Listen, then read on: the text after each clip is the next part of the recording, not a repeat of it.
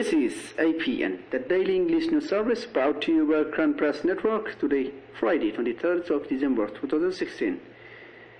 This is me, your host, Sajid Jalal, saying Assalamu alaikum wa rahmatullah. Headlines from APN.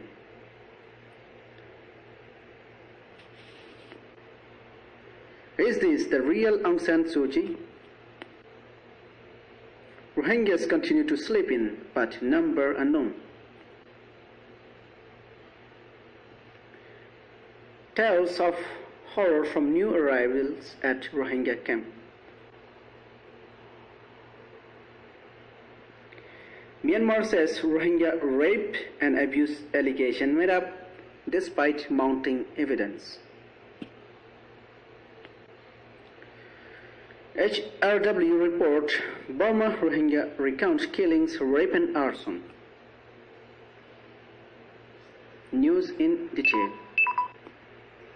It is the type of appalling human rights situation that demands a strong voice of tolerance and equality, and Myanmar would appear to have such a figure in its paramount civilian leader, the Nobel Peace Prize laureate Aung San Suu Kyi. In his historic visit to Myanmar in 2012, US President Barack Obama hailed Suu Kyi for showing unbreakable courage and determination in her decades-long fight against the country's military dictatorships, and in September of this year, during Suu Kyi's first visit to the White House, Obama called for a lifting of US sanctions to reward Myanmar for making democratic progress. But to the puzzlement of the world and to the dismay of the Rohingya, Suu Kyi has been silent on the military's recent actions. Worse than that, her party has dismissed report of mass slaughter as mere fabrications. The world has waited a long time for Suu Kyi to address the Rohingya problem. She has been given the benefit of the doubt or of difference to both her sterling human rights record and to the complex political landscape she must navigate for civilian rule to truly triumph over a military that still wields considerable power in Myanmar. But as the body count continues to mount, there is a dawning suspicion that there may be no objection forthcoming, that indifference is Suu Kyi's final response to a human rights catastrophe unfolding in her country's borderline. The latest reprisals against the Rohingya fit into a long pattern of persecution. For decades, Burmese generals, hardline religious leaders, and the politicians have urged that the Muslim Rohingya, who number around 1 million people and make up around 2% of Myanmar's population, are Bengali interlopers intent on stealing the country and making it Muslim. Communal violence in 2012 led to hundreds of deaths and forced 150,000 Rohingya to live in a squalid internal displacement camp. Nonetheless, the situation for many Rohingyas has gotten dramatically worse since the violence began 2 months ago, and there is disturbing evidence that the military's campaign is more sweeping than previous program. Dhaka is worried as the arrival of Myanmar nationals continues in Bangladesh from the western state of Arakan in the face of persecution since ethnic cleansing began on Rohingya Muslim minority in early October.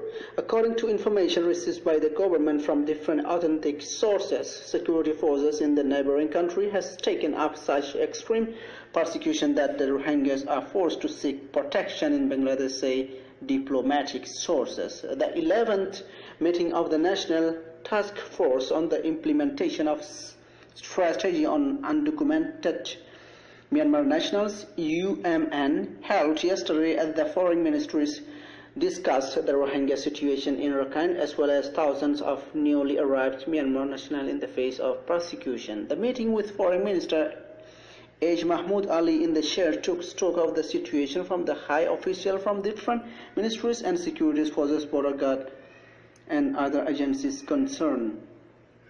Uncounted number of Myanmar nationals have already entered Bangladesh, and most of them have scattered in different parts of Bandarban and Cox's Bazar, the meeting was told.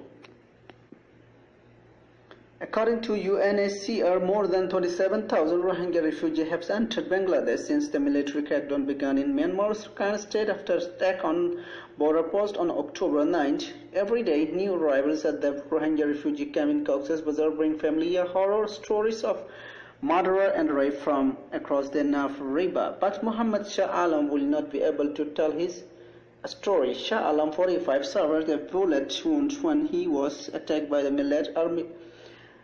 Myanmar army on Sunday night. His cousin Fatima Khatun, 40, took him along to flee on a boat around 4 a.m. local time. She was hoping that he would receive treatment across the border at Lada refugee camp in Teknaf, where their relatives are currently under shelter. They reached Teknaf around 8 a.m. on Monday, but Shah Alam succumbed to his injuries before they reached the camps. One by one, 7 Myanmar soldiers raped Yasmin in her home as she stifled her screams of fear of being murdered. 16 days ago, the military attacked Mukhtar's village, and now the elderly man sits in a small hut nursing shotgun wounds into his thigh.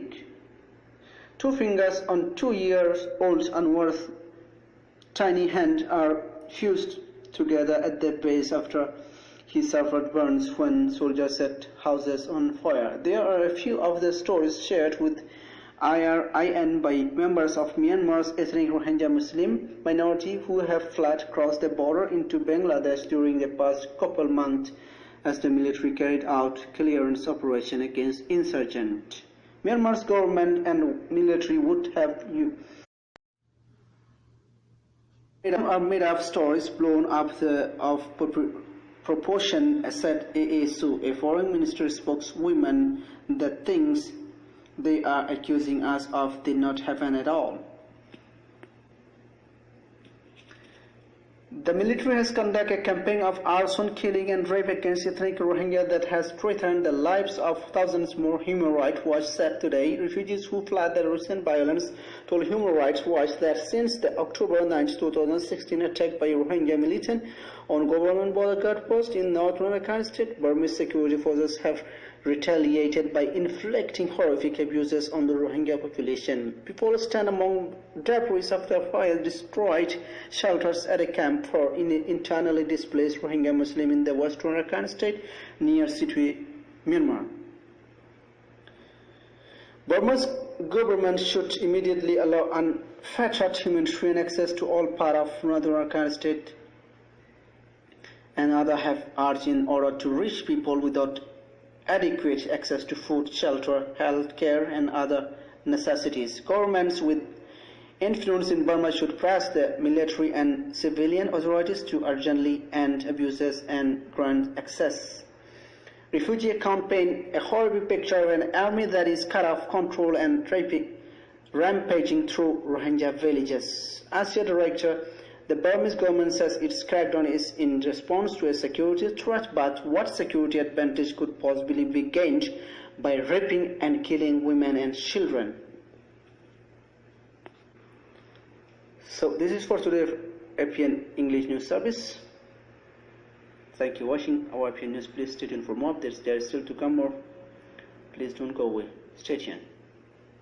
Assalamu alaikum.